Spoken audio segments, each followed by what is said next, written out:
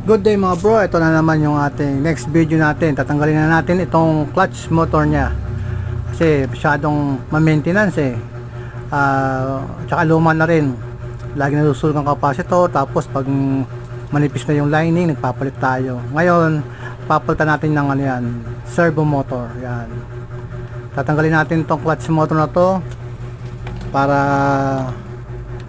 wala na yan kasi nasunog na daw ito, sunog na. Napalitan natin ng isang capacitor din, tapos nasunog na naman ulit. May problema yung rewind, kaya next video natin yung ikakabitan natin dito yung servo motor. Good day po ulit, ito si Tips Brother. Pakipollow po sa Facebook at sa YouTube. More tips, marami pa tayong tips na ibibigay sa inyo. Good day po ulit.